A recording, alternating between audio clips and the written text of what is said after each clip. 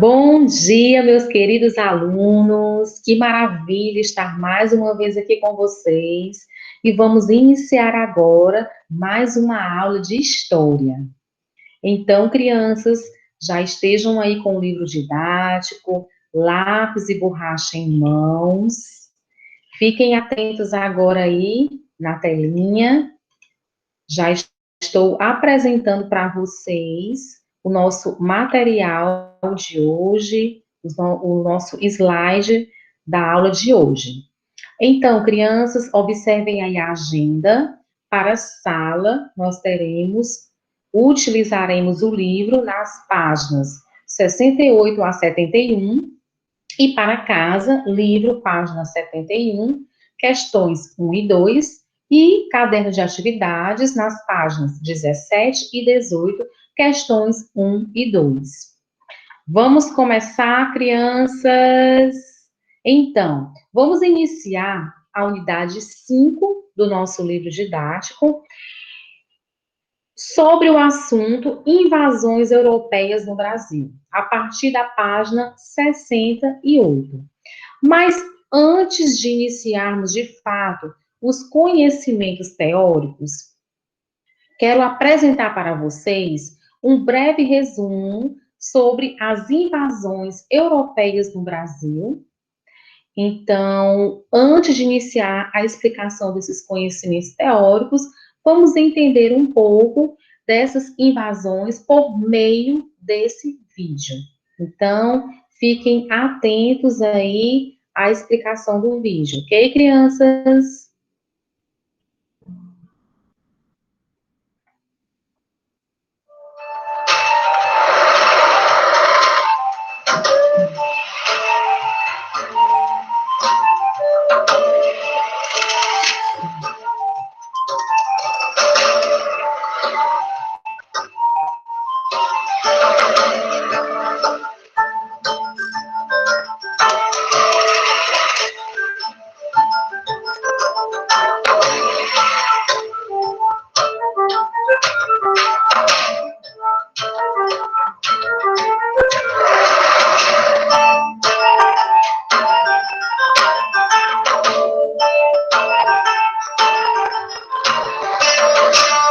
Os portugueses são nativos da Península Ibérica e das ilhas de Açores e Madeira. Seu idioma oficial é o português e tem o catolicismo como religião principal. Sua ligação com o Brasil é fruto da Era dos Descobrimentos, iniciada em 1415.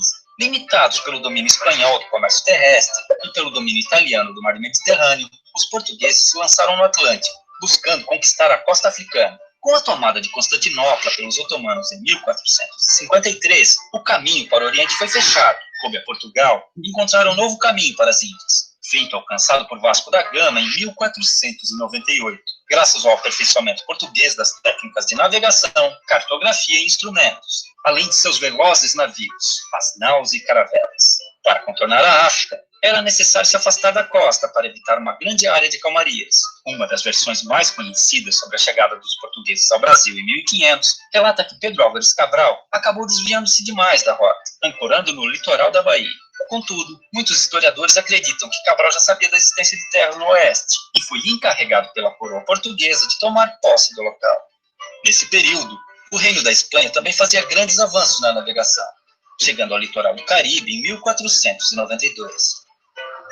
Essa disputa fez os dois reinos assinarem o Tratado de Tordesilhas, que dava aos portugueses a posse de toda a terra descoberta, uma área de 370 léguas a oeste da ilha de Cabo Verde, e aos espanhóis toda a terra além desse limite. Nos primeiros 30 anos, as expedições portuguesas ao novo território limitaram-se a reconhecimentos militares e a exploração do pau-brasil, cuja abundância foi responsável pela nomeação destas terras. Foi só em 1530 que a coroa portuguesa, sentindo-se ameaçada com as constantes expedições de reconhecimento de holandeses e franceses, começou seu sistema de colonização, fundando vilas e criando um sistema de capitanias hereditárias. Porém, esse sistema fracassou e foi instituído um governo centralizado, onde o governador-geral, escolhido pelo próprio rei, fundava vilas, combatia a pirataria e controlava a exploração econômica das terras. Os jesuítas foram grandes aliados dos colonos, fundando missões no interior para a catequização dos índios. Isso estimulou as entradas e bandeiras, expedições com o objetivo de encontrar ouro, prata, diamantes e escravos. Nesse processo, milhares de indígenas foram dizimados por não aceitar a dominação de chamados bandeirantes. A predominância masculina nos primeiros anos de colonização deu início a um grande processo de miscigenação da população, com a formação de vários casais de portugueses e índios, cujos descendentes encontram-se hoje na árvore genealógica de muitas famílias brasileiras. Além da cana-de-açúcar, os portugueses foram responsáveis ao longo do período colonial pela introdução do cultivo do cacau, da laranja, do café, de especiarias e também pela criação de gado no território brasileiro. Os colonizadores portugueses deixaram um rico legado na gastronomia brasileira, atribuindo-se a eles a criação da feijoada, a introdução do bacalhau e a produção da cachaça, graças aos inúmeros engenhos de açúcar. Na arquitetura, os portugueses importaram as principais correntes estilísticas da Europa, fazendo com que, ainda hoje, construções centenárias sejam declaradas Patrimônio Mundial pela Unesco, com grande destaque para a rica arquitetura religiosa, que expõe a forte influência do catolicismo no país. Porém, a maior herança portuguesa para a cultura brasileira é também a principal ligação entre os vários grupos étnicos e culturais que hoje habitam o Brasil, o nosso idioma.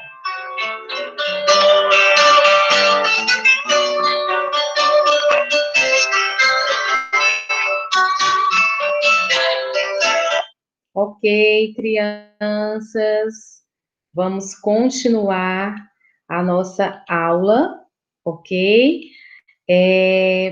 Acompanhe aí, ainda na página 68 do livro.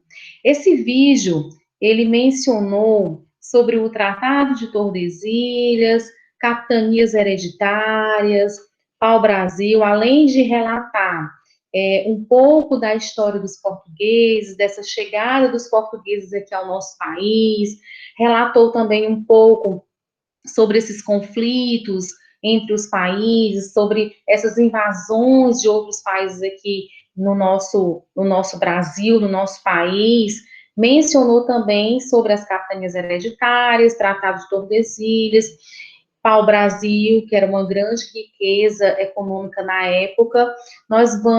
Eu vou explicar para vocês um pouco melhor, de forma mais detalhada, ao decorrer da nossa aula.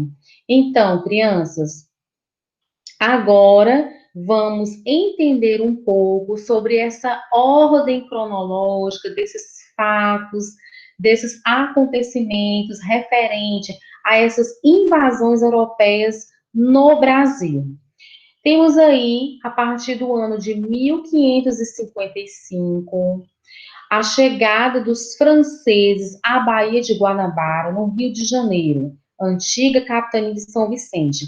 Na verdade, crianças, os franceses, nesse tempo, nesse ano de 1555, quando eles chegaram aqui ao Brasil, eles estavam, na verdade, fugindo de uma perseguição religiosa pela corte francesa. Então, eles procuraram abrigo aqui no Brasil. Eles realmente tinham o objetivo de formar uma colônia aqui no Brasil para que eles pudessem ter esse abrigo, ter esse refúgio. E também, além disso, eles tinham um objetivo econômico. Então, passaram-se alguns anos, e, infelizmente, em 1567, os franceses foram expulsos do Rio de Janeiro pelos portugueses. Houveram alguns conflitos, e os portugueses venceram essa disputa, expulsando os franceses do Rio de Janeiro. Mas, em 1612, os franceses retornam ao Brasil, ainda em busca de conquistar novos territórios, em busca também de fortalecer uma relação comercial que eles já tinham com os índios. Então, eles retornam ao Brasil, os franceses, especificamente na região norte e nordeste, com destaque para o Maranhão. Então, vejam aí, essa ordem cronológica, 1555, os franceses chegam à Baía de Guanabara, em 1567, os franceses foram expulsos pelos portugueses, mas em 1612 eles retornaram, indo para a região norte e nordeste, em específico a região em destaque para o Maranhão. No entanto, em 1615, eles foram novamente expulsos por tropas portuguesas. Eles foram expulsos da região do Maranhão por tropas portuguesas. E no ano de 1624, houve aí a tentativa de outro país, a Holanda, né, pelos holandeses. Eles tiveram uma tentativa de invadir o litoral de Salvador, porém essa tentativa ela foi frustrada. Por quê, crianças?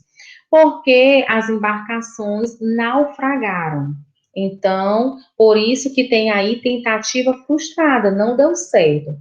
Mas, no ano de 1630, os holandeses retornam novamente para essa conquista de terras aqui no Brasil, e realmente essa conquista ela foi bem sucedida. Eles conquistaram Recife e Olinda. Então, os holandeses, durante esse tempo, quando conquistaram Recife e Olinda, aqui no Brasil, eles eram bem ativos com a economia do açúcar. Eles participavam bastante dessa economia, inclusive eles financiavam todo esse comércio, o refino do açúcar aqui no nosso país, no Brasil.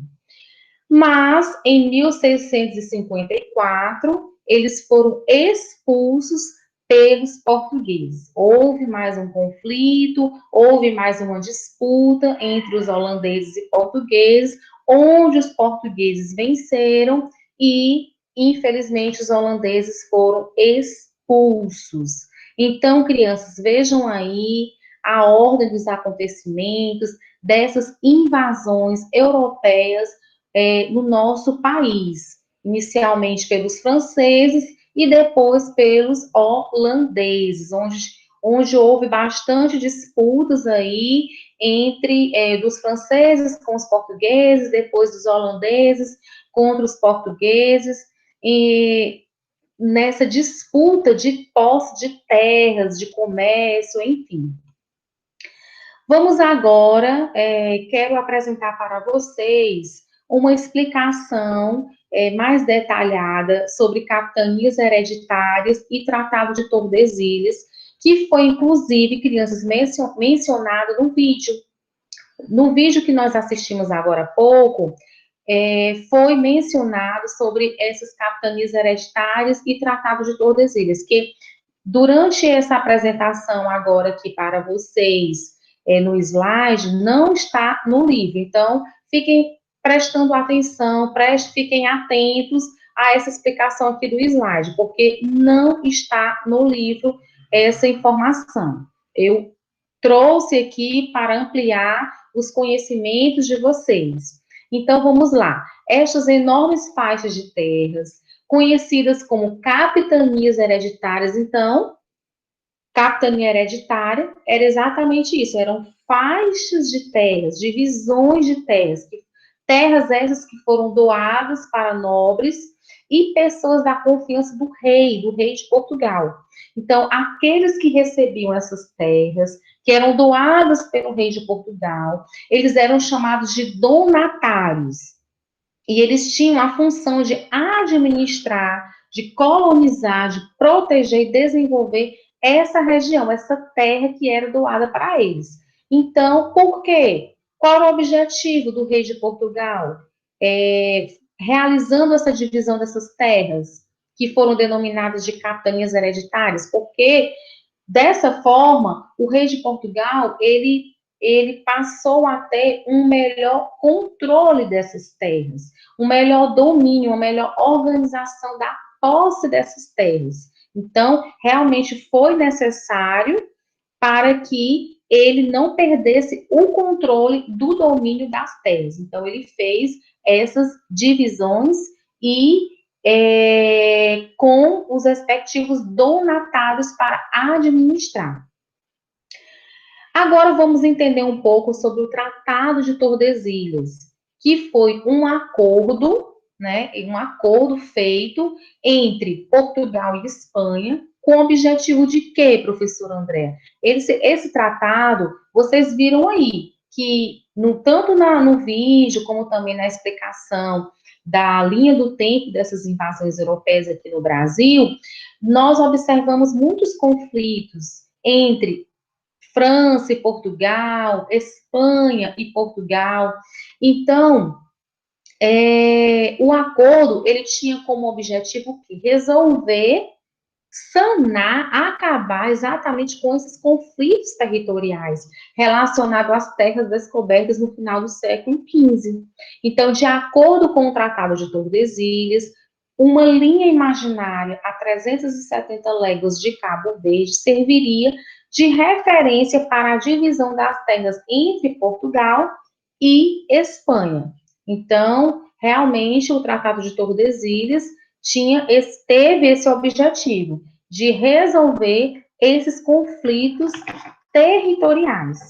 Agora sim, crianças, vamos aí, acompanhem aí, a partir da página agora 69, onde tem essas divisões aí de terras, a apresentação desse mapa com as divisões das terras, dessas regiões, desses territórios.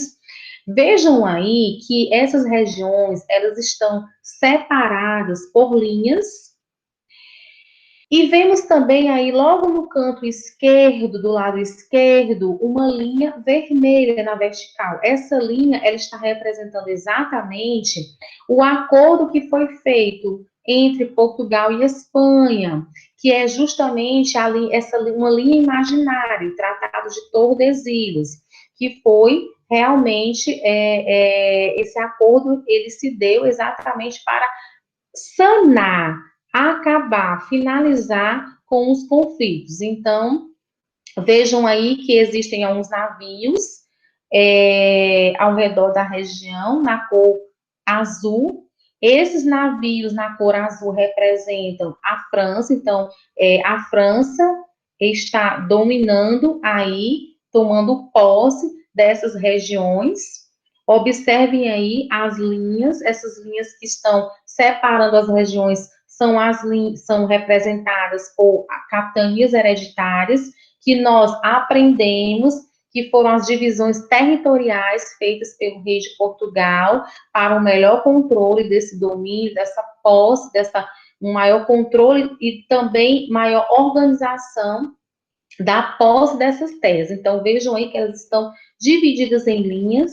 Essas linhas pontilhadas representam a divisão política atual, né? Então, continuando, mais embaixo, observem aí a linha vermelha do lado esquerdo, na vertical, linha do Tratado de Tordesilhas, a linha imaginária, representando o acordo que foi feito entre Portugal e Espanha para evitar esses conflitos. Essas caravelas agora, esses navios aí na cor vermelha, representam o domínio holandês. Representa o domínio holandês referente a essas regiões, que antigamente, que na época, eram denominadas de capitanias hereditárias. Então, vejam aí, Pernambuco, Bahia, Ilhéus, sendo dominadas pelos holandeses. E mais embaixo, visualizamos mais uma caravela na cor azul, mais um navio na cor azul, representando a França, com essa posse aí das terras que estão denominadas aí ao redor da caravela na cor azul, do navio na cor azul. Então, crianças, continuando a explicação, então, para entender melhor, vamos aplicar aqui a resolução dessas questões que estão aí na página 68 do livro didático. Então, primeira questão, o que está representado na ilustração? Qual ilustração, professor André? Do mapa ou da linha do tempo representando as invasões?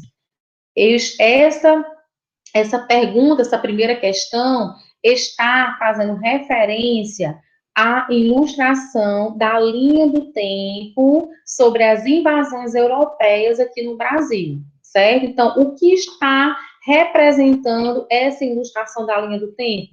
Exatamente o que nós aprendemos, exatamente sobre as invasões, ela está representando as invasões francesas e holandesas às terras que hoje formam o Brasil, que eram capitanias, após a chegada dos portugueses.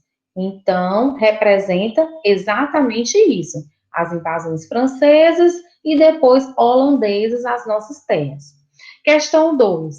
Quem expulsou os povos que, em diversas ocasiões, invadiram o território português na América? Em que ano ocorreu a expulsão? Então, está aí a resposta. Foram exatamente as tropas portuguesas. As tropas portuguesas, elas que expulsaram os holandeses e os franceses do Brasil. Pois, pelo Tratado de Tordesilhas, Portugal tinha o direito de ocupar o território. Então, a expulsão definitiva dos franceses do atual estado do Rio de Janeiro, antiga capitania de São Vicente, aconteceu em 1567, conforme a ordem cronológica lá da linha do tempo das invasões. Em seguida, houve a expulsão dos franceses da região do Maranhão, que ocorreu em 1615, pelos portugueses também. E, por último, a expulsão definitiva dos holandeses pelos portugueses, que aconteceu em 1654. Questão 3. Observe a divisão política atual do Brasil e responda: que territórios os franceses e holandeses ocuparam nessas invasões?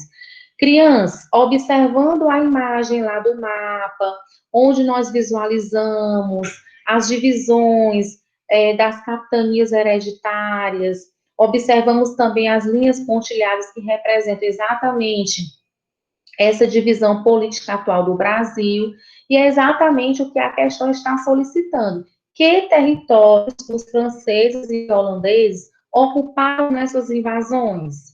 Resposta: os franceses, eles ocuparam lá o Maranhão, Paraíba e Rio de Janeiro, que os franceses, na verdade, estavam sendo representados naquele mapa pelos navios na cor azul. Então, nós observamos lá que os navios que estão destacados na cor azul representam a posse, o domínio dos holandeses, essa ocupação dos franceses, perdão. Então, os franceses, eles ocuparam as terras do Maranhão, Paraíba e Rio de Janeiro. E os holandeses ocuparam as terras de Pernambuco e Bahia.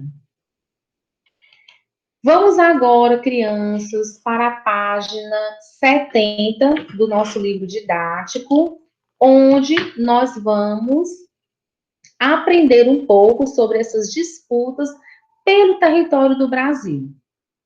Então, em sua opinião, por que no passado áreas importantes do território do Brasil foram disputadas entre os europeus? Então, nós observamos aí, por meio da linha do tempo, várias disputas entre os portugueses, holandeses, franceses, mas por que, professor André, tantas disputas? Então, realmente existe uma razão de ser, existe uma justificativa para isso, sim. Vamos aprender agora. Crianças, essa disputa pela posse das terras era devido ao comércio do pau-brasil naquela época, né? Pois naquele período a madeira dessa árvore pau-brasil era a principal riqueza do território brasileiro. Então, por isso que realmente existiam muitas disputas pela posse das nossas terras, pela posse do território brasileiro, devido a essa questão comercial. Então, para quem não sabe, o pau-brasil é uma árvore. É um tipo de árvore, é uma madeira, na verdade, a madeira dessa árvore era a principal riqueza do território do Brasil. Então, o pau-brasil é uma árvore, e naquela época, a madeira dessa árvore era a principal riqueza do território brasileiro. Agora eu vou apresentar para vocês, vejam aí a imagem dessa árvore chamada pau-brasil. Não está no livro, tá, crianças? Essa imagem, observem aí na telinha do slide, tem duas imagens. A imagem da árvore representando o pau-brasil, e do lado direito vemos aí os índios trabalhando, sendo, na verdade, escravizados, né, pelos portugueses, realizando esse processo de comercialização dessa madeira. Então, observem aí, crianças, a explicação. O pau-brasil é uma árvore de madeira nobre. A exploração do pau-brasil foi a primeira atividade econômica do país. Logo após o descobrimento pelos portugueses, em 1500, a madeira foi a primeira riqueza que saltou aos olhos dos portugueses que aqui chegaram junto com Pedro Álvares Cabral. Então, de fato, eles tinham um interesse em conquistar as nossas terras, um interesse em tomar posse das nossas terras, devido ao comércio do pau-brasil. Então, eles tinham um grande interesse econômico no nosso país. O pau-brasil, ele tinha duas grandes utilidades para os portugueses. Dele poderia extrair uma tinta vermelha, que era utilizada para atingir tecidos, e também a sua madeira poderia ser utilizada para construir vários artigos, tudo isso por um baixo custo, já que era utilizada a mão de obra indígena. Então, vejam aí, na imagem do lado direito, a obra indígena, a mão de obra indígena sendo utilizada.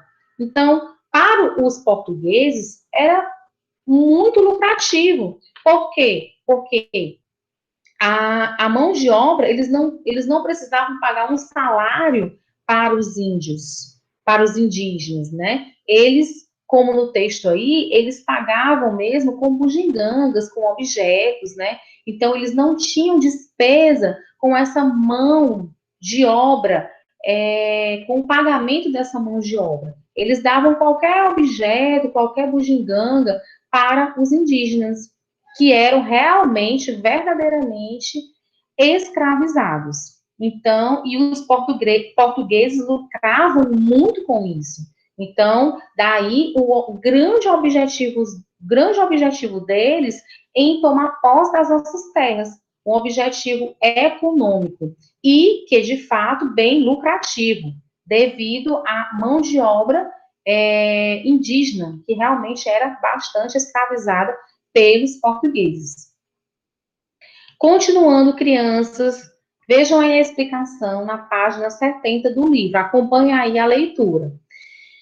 O continente americano, vamos entender um pouco sobre essa disputa pelo território do Brasil, tá? O continente americano havia sido recentemente descoberto pelos europeus. Então, ele era chamado de Novo Mundo e atraía a atenção de todos. Portugueses, espanhóis, franceses e holandeses queriam dominar a região recém-descoberta. Como vimos, os portugueses chegaram em 1500 ao sul do atual estado da Bahia e tomaram posse do território em nome do rei de Portugal. Em 1555, os franceses chegaram à Baía de Guanabara, no Rio de Janeiro, e se fixaram uma ilha que ficou conhecida como Ilha de Villegarnon. Ilha de Villegarnon. Lá, organizaram um pequeno povoado e construíram um forte para proteger o local. O objetivo era dar início a uma colônia que seria chamada de França Antártica. Assim como os portugueses, eles planejavam comercializar o pau-brasil. Naquele período, a madeira dessa árvore era a principal riqueza do território do Brasil, como eu apresentei para vocês na imagem anterior. Observem aí, crianças, esse momento aí do descobrimento da América, onde já existiam os índios já habitavam nessa região. Vejam aí, observem bem. Agora, vejam os portugueses, no ano de 1500, tomando posse do território da Bahia, no Brasil. Os índios também já habitavam neste local. Agora, vejam aí os franceses chegando à Baía de Guanabara, no Rio de Janeiro, sempre às margens do mar, né? Que era o acesso para o transporte deles. Vejam agora o forte construído pelos franceses na Baía de Guanabara, no Rio de Janeiro, que nós aprendemos que o forte, naquela época, os fortes, né, naquela época, eram construídos para que eles pudessem se proteger contra os ataques indígenas e também contra as invasões estrangeiras. Agora observem aí o Forte de São Luís, mais uma vez. São Luís, no Maranhão, que foi criado pelos franceses, né? Nós aprendemos isso agora. Acompanhe aí a leitura, crianças, ainda na página 70, tá? Anos mais tarde, em 1612, os franceses chegaram à costa norte do Brasil e fundaram o Forte de São Luís, como eu apresentei para vocês na imagem anterior. Também localizado em uma ilha, ao redor dele surgiu um povoado que daria origem à atual cidade de São Luís, capital do estado do Maranhão. Vejam aí a imagem ao lado direito. A cidade de São Luís foi fundada pelos franceses, mas foi recuperada e colonizada pelos portugueses. Vejam aí a imagem de um sobrado azulejado.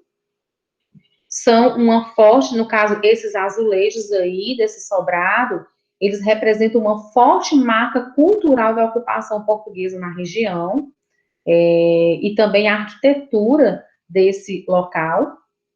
Hoje, o Centro Histórico de São Luís é considerado Patrimônio da Humanidade. Então, vejam aí a foto de 2017.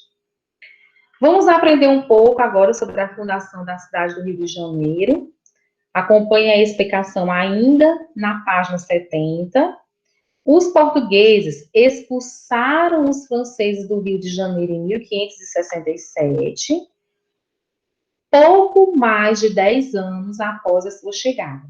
Para isso, tiveram de negociar com os Tupinambá e os Tupiniquim, nações indígenas que apoiavam os franceses no Brasil naquela época. Então, vejam aí, crianças, essa imagem aí dos portugueses expulsando os franceses do Rio de Janeiro em 1567. Agora, na página 71, observem aí as imagens, acompanhem aí a leitura. Durante esse período de disputas, os portugueses, liderados por Estácio de Sá, eles fundaram a cidade de São Sebastião do Rio de Janeiro. Era chamada assim, São Sebastião do Rio de Janeiro, em 1º de março de 1565. Entre os morros Pão de Açúcar e Cara de Cão. Essa foi a segunda cidade fundada no Brasil, depois de Salvador, que passou a ser a primeira capital do país. Então, crianças, lembrando que nós aprendemos durante as explicações das aulas passadas, que a primeira cidade do Brasil foi Salvador, e que depois passou a ser, no caso, a primeira capital, né, ficou representando aí Salvador por muito tempo, a capital do nosso país, e depois passou para o Rio de Janeiro. Então, vejam aí a imagem do lado esquerdo. À esquerda, nós temos aí uma foto de 2013, o mural que representa a fundação da cidade de São Sebastião do Rio de Janeiro, por Estácio de Sá. O mural está na igreja de São Sebastião dos Frades Capuchinhos. À direita, em foto de 2015, o primeiro templo fundado por Estácio de Sá, bastante rústico, feito de pau a pique e coberto de palha. Então, vejam aí as imagens dessa fundação da cidade de São Sebastião do Rio de Janeiro. Agora, vejam aí outras imagens representando a cidade do Rio de Janeiro, inicialmente cidade de São Sebastião do Rio de Janeiro, nessa imagem do lado direito, onde nós percebemos claramente aí o Pão de Açúcar. No entanto, no entorno, as margens aí do litoral, ainda não possui muito desenvolvimento, ainda com poucas casas, sem um comércio, então, pouco povoado. Então, vejam aí como era antigamente essa cidade, conhecida como chamada de São Sebastião do Rio de Janeiro, que depois passou a ser chamada somente Rio de Janeiro. Vejam aí a imagem do lado esquerdo, já bem desenvolvido, né, e o entorno do Pão de Açúcar, a cidade mais populosa, mais desenvolvida, com o Cristo Redentor. Então, vejam, percebam a diferença. Então, crianças, nós encerramos por aqui as explicações da aula de hoje. Quero reforçar com vocês sobre a atividade de casa. Não deixem de fazer. Vocês devem aplicar essa resolução da atividade de casa no livro didático, na página 71, questões 1 e 2, e caderno de atividades nas páginas 17 e 18, questões 1 e 2. Ok, crianças? Então, não deixem de resolver a atividade de casa. E qualquer dúvida, podem perguntar na Agenda Edu, que eu estarei à disposição e responderei com o maior prazer. Crianças, fiquem bem, fiquem em paz, se cuidem, estudem bastante e recebam aí meu beijo virtual e até a próxima aula.